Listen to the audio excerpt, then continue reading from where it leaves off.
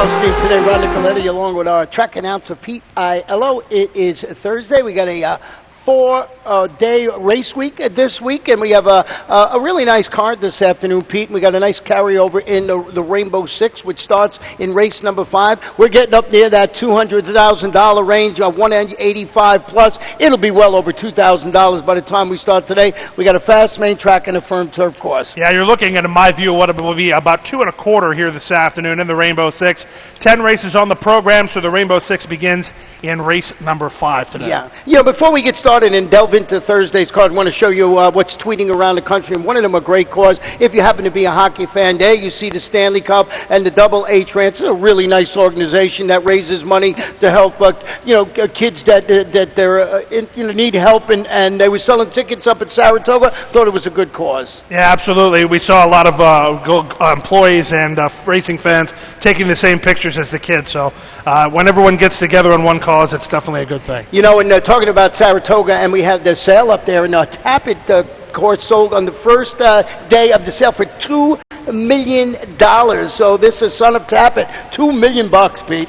Well, Tappet's definitely the most prolific sire in North America at this time, so when you're the best, you can demand the best. There was a horse graded stakes winner that we know from called Devisadero that hasn't been training that well, and talked to Buff Bradley, and he's going to take this horse out of training and bring him back at Gulfstream this winter for the championship meet.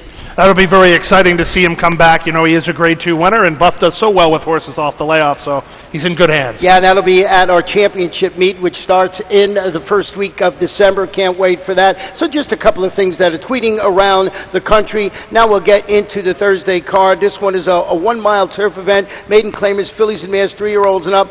The claiming price is $30,000 down to $25,000. And Pete, you went with the number 7 in here, and that's Sweet Medea. Yeah, I was looking for a horse to lead the field in this race. I didn't see a whole lot of speed in here, so speed is my weapon of choice, as per usual with me. And the 7 Sweet Medea is 6-1 on the morning line.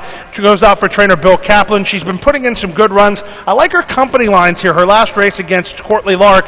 Courtly Lark had been running very, very well, going long in maiden special weight races, and now Sweet Medea gets to stretch out and go long like Courtly Lark had done last time out. So for me, it's a pace play and a price play at the same time, though she is taking a little bit of early play. Well, the horse you have in second I put on top of my ticket, and that's Truly Unruly, and this one's stretching out to this 1-mile distance and dropping a notch after rallying to finish second against $35,000 maidens, going 7.5, stretching out just a little bit. Jenna Antonucci, apprentice Harry Hernandez in the saddle. Yeah, this horse got a really good trip the last time. She saved ground down toward the inside, punched through at the top of the stretch to get into second and lose to Classy Klepper, who had just lost a heartbreaker in the race before that. So we'll see if Truly Unruly can continue that form reversal since coming to South Florida. Well, we both used the number 1 on there, and that is Sweet Swan of Avon. It's a daughter of a really solid turf sire called Shakespeare, debuting for Stanley Gold. He's got 9 local workouts showing. Stanley Gold really good, 29% with his first-time starters, but he's 0 for 13 with the first-time turf angle. Well, the one good thing about Sweet Swan of Avon, I looked up the prodigy for the mother here, Nizzy's Lizzie, because I recognized that when I'm reading the pedigrees as they go into the winner's circle. I recognize Nizzy's Lizzie as a broodmare. She's also the mother of Handpicked, who has won now 2 races at Gulfstream Park. That's not the story, though. The story is that she's also the mother of, and that makes this horse a half-sister to, Ali Oop Oop, who was a stakes winner over this turf course, and Sweet Swan of Avon, at least in my opinion, from the Nizzy's Lizzie line, is by far the best bred with Shakespeare on the top side. Well, Ali Oop Oop, I remember that horse running here at Gulfstream Park, and as Pete says, winning. Let's go to race number 2 today. 6 furlongs, claimers 3 and up, non-winners of 2 races in life, $12,500. We're going to have 7 runners going to the post. I went with the number 6 in here. Frankie's Trigger is turning back to 3/4 of a mile today after surrendering a late 2-length lead to finish third, beaten 1.5 lengths against similar, going 6 1/2 furlongs. Yeah, that race last time out, Tricky Call was well spotted early in the race and kicked on to win it. Royal Knowledge came from absolutely nowhere to get up for second and run down Frankie's Trigger. The question is here, what do you do with horses like the 7, the judge chuckles, and for me, he's either a key or a pitch. I'm going to key him. He got beat 4 lengths last time out behind Okie Meister and Mr. Amos. Those are much, much better racehorses than he faces here this afternoon. He has an outside post, and Miguel Vasquez has the return call. For me, he's going to have to work out a trip, but he is the horse to beat in here. Yeah, I mean, having his claiming tag sliced in half, so there's a little bit of a red flag come up. And we both used the number 2 horse on here, Hippie Slippers. I don't know, did you ever wear hippie slippers? No, I think that's more your generation, isn't Yeah, it? but I'm trying to figure out what they are. I probably did wear them. I don't remember it, but I probably did wear Let me them. ask you a question. You're the fashionista of the Right. two of us. Right. What are hippie slippers? I don't know. That's what I'm saying. I might have worn them, but I don't remember if I did. Hippie Slippers shows a series of stamina-enhancing 4 and 5 furlong workouts in preparation. First start, go back. This one followed a $25,000 maiden score at Tampa in February. Then comes back, breaks slowly, finishes ninth.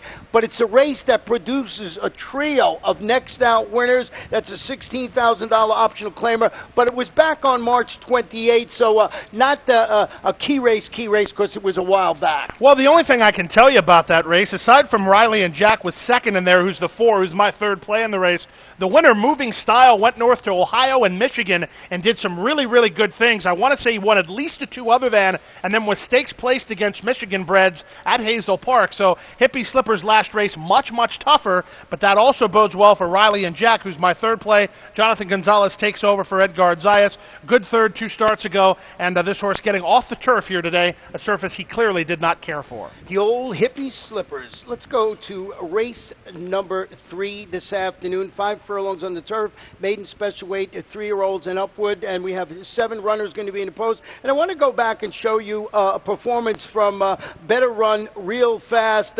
This one, ducked out at the 8th pole. You were calling this race. They actually had a steward's inquiry, I believe, afterwards. Here's the thing about it. Wildcatter's Gold, who's going to be second, is eliminated when this takes place, so there was no need to change it because the horse who was interfered with is up in the center there. Wildcatter's Gold, the 3, look at that pinball. Yeah, right. Wildcatter's Gold's going to end up outrunning Better Run Real Fast anyway, so there was no need to make a change in that race. The key thing is here, the horse that is second, Wildcatter's Gold, you realize how much money he took in the Sire Stakes races the other day? He opened 8-5, went off 2-1 as a maiden against stake horses. So Ralph Nix trains him. They think a lot of this horse, Better Run Real Fast, keeping good company, and so is his barn buddy, the horse I used on top, Never Give In. Yeah, I went with the number 6, Lost in D Shuffle, shipping in from California. This one shipping into the Michelle Nevin barn, debuting on the turf. First start since finishing third. That was on the Del Mar Poly track when they still had it in there last November 16th. The barn is pretty good with the longer than 180-day layoff, over 20%. Tyler Gaffleone, it's a son of Cantharos, which indicates to me should be able to handle the turf. Yeah, I think that this race, we've kind of separated the cream from the rest of the field with the numbers 1, 4, and 6.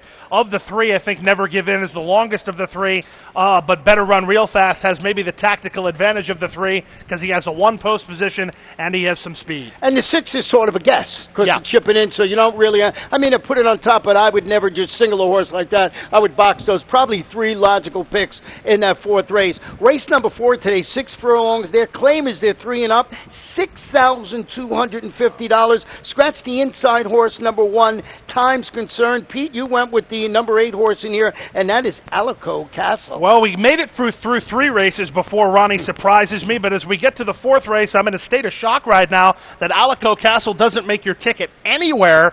He was a horse last time out. There's a number of reasons why you should throw that last race out. 1, it was in the slop, which in my opinion he doesn't care for. He's never won in it. He only hit the board 3 starts ago in it. 2, he chased a 22-second opening quarter, tried to make the pace that day. That was not going to work. And 3, he had to win 2 starts ago against Fast Main Track. 3rd start of the form cycle for Peter Walder. If you pitch his last race, he certainly looks like he has an opportunity here. And again, he's not going to be one of the favorites. He's 7-2 on the morning line. I like Alico Castle from the outside here. He has some pace to chase today. Well, I didn't use him on my ticket because I was really enamored with the number 3 Bluegrass Derby. He's making his first start since fighting on gamely to defeat a trio of next out winners at this level and distance back on June 24th. Louis Duco, Jonathan Gonzalez in the saddle, the old key race angle. I used the 4 Dangerous Trick on my ticket, who was second to Bluegrass Derby in that race on June 24th, hoping to rebound on the fast track. I'm going to put a line through that last race. He finished 4th behind the horse that scratched. That is Time Concerned. but this horse has a good record on and off track, but I just think it wasn't his day that day, so I'm going back with number 4, Dangerous Trick, on my ticket. Well, fans, he just made my case for me. Sometimes when you're litigating things, the defense helps the prosecution. You just did. You threw out Dangerous Tricks last race. Alico Castle was in the same race, so I get to throw that out as well. Okay, see that? So we're even there.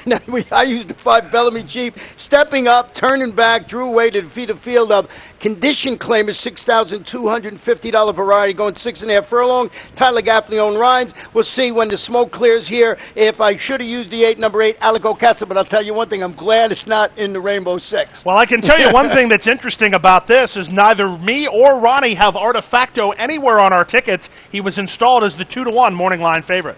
Really? Yeah. I didn't notice that, yeah? Well, we didn't use them, so my microphone got a little loose there. 5th race today kicks off the Rainbow 6. As Pete said, it's going to be well over $200,000 today. 5 furlongs on the grass, claimers 3 and up, non-winners of 2 races in life, $10,000. We're going to scratch the number 2 horse in here, and that is Private Journal, easy for me to say. I went with the number 3 horse in here, and we're different again here, Pete. You went with the number 8 horse, and I went with the 3 Guimbero, and this one is dropping to this $10,000 2 lifetime claimer, dueling for the lead and just miss finishing second at this distance. That's against $16,000 condition claimers. Juan Rodriguez, Hot Apprentice, Harry Hernandez in the saddle this afternoon. I don't know if this is the morning life favorite. No, it wasn't, but I got him right on top of my ticket. Well, I can tell you this. I'm not surprised that you didn't use the 8 back to values, and I might be reaching a little bit, but there's not a whole lot of speed in here. I think the speed resides in the corner of you and me. Juan Rimbero with the inside advantage in that regard, but back to values set very fast fractions when he was on the turf. You can't possibly use his last 2 races as a gauge because they were on the main track, a surface he has never performed well over. If you go 3 and 4 starts ago, he's running 5th, beaten 2 lengths to Determinato and subsequent stakes winner Delta Bluesman. You go 4 starts back when he was on the turf against maidens here at Gulfstream Park. He whistled Dixie 56-1 after a 44.5 mile, and that was ridden by David Baracco. He gets the rider switch here to Cotto Jr., much more aggressive. Send, and send again. I think this race gets won or lost through the opening quarter. Send, and send again. We brought our 2nd and 3rd picks flip-flop. I had the 7, Atheon in 2nd, stepping up a notch after promising, I thought, career turf debut at the distance. He came within the nose of defeating $8,000 2 lifetime claimers. The trainer is Mike Petro, does an excellent job. He's got Eddie Castro in the saddle again. I thought if that performance, this horse earns a spot on my ticket. I know you had it too, but you used the 1, Abran Paso in 2nd. Yeah, I think if we do too much too soon, the 1, Abran Paso, likely reaps the benefits of that. He is the closer in here, but he has an inside post and gets a rider switch back to Juan Lopez. So he made the bottom of my ticket behind a horse that I think will be a pretty good price back to values. Yeah, and what I also liked about number 1, Abram Paso, is his recency. He's been in good form recently, and a horse that I think you got to sort of throw on that Rainbow 6 ticket, and that all depends how deep you want to go in the first leg of the Rainbow 6. We're going to go to race number 6. This one is 6 furlongs, maiden special weight, fillies and mares, 3-year-olds and upward. Scratch the number 4, Fly Me to Dubai. There's a unpublished work on Colonel Wilder. You'll get that work from Pete in a while. It's 5 furlongs at Classic Mile, I think in 102.3. So we'll see how that comes to fruition. You could write it down now or write it down when Pete gives you the changes and just a little bit in here. You went with the 1, Delta Girl, who's a Kinsman stable homebred daughter of Majestic Warrior. Yeah, and that makes her a half to Majestic Breeze, who actually runs well going long on the grass. It's a little bit disconcerting to see her going short on the main track, but she's working well. The inside post is the concern here. Never like to take firsters from the rail, but for me, I think she's the best alternative in a race that, for me,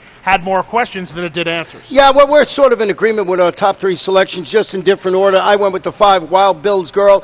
$370,000 daughter of Unbridled Song, debuting for trainer Ed Coletti.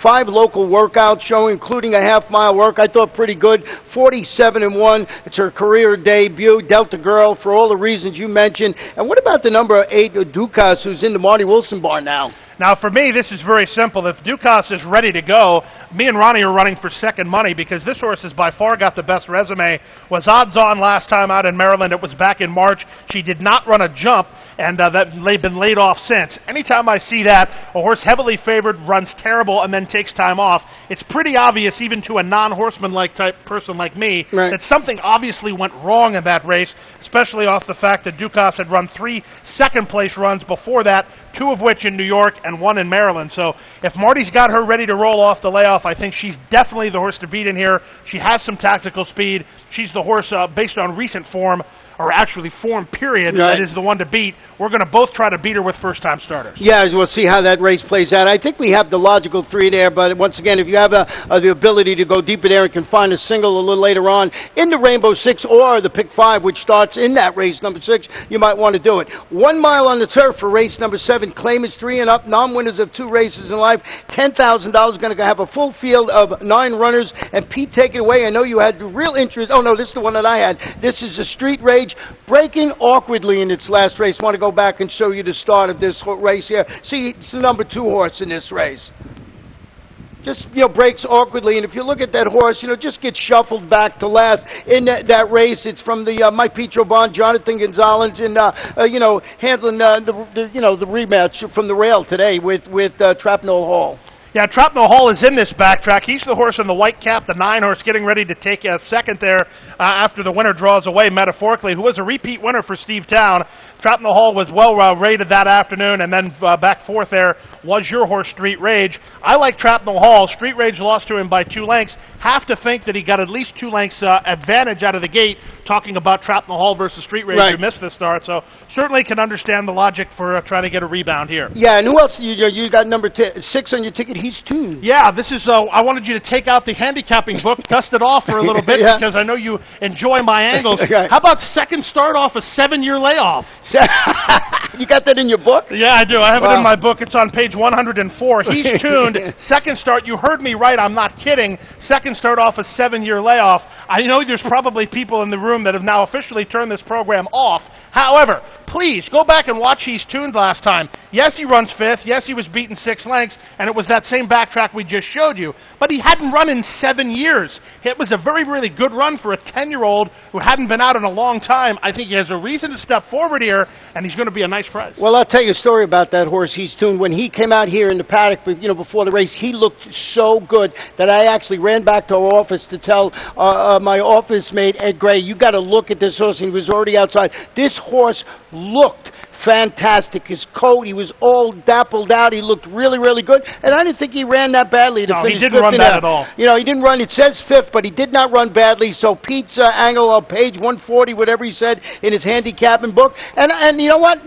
Going back and thinking about it, I remember seeing that horse. I was excited to watch him run, but just because of the situation. Other horse that we both used on our ticket was the 3 Wildcat Kitten, who's the son of Kitten's Joy, so that's got to perk you up in the turf race. He was 2 for 4 in the money at a mile. He's had 4 races, no wins or seconds, but 2/3. Turning back, he failed to get on track when finishing 7th behind the top 2 horses last time out of the mile in the 16th. Thing about Wildcat Kitten, if we ever write this race going 2 miles, he makes the top of my ticket because he has no turn of foot. He runs where he lands, and if he has a good spot early, he could get a slice of this. Well, let's go to race number 8, 1 mile and 1/16 on the. This is on the main track. It's a starter optional claimer, 3-year-olds and up. $12,500. Scratch the number 7 horse in here, Toes Gray Cat. And here's the race that Pete wants to go back and show you the performance of Johnny Handsome. Yeah, this race comes with a caveat, but I want you to watch this anyway. Johnny Handsome, when the red and white colors there, he's the 6 horse. He's taken in hand by Luca Panici and drops back to last in the run to the first turn.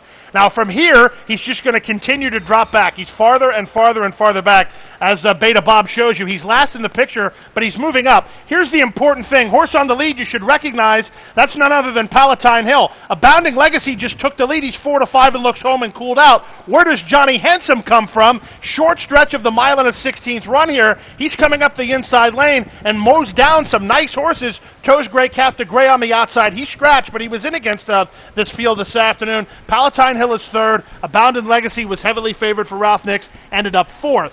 Now, the problem is, at least in that race, Palatine Hill carved a 46 and 4.5 mile.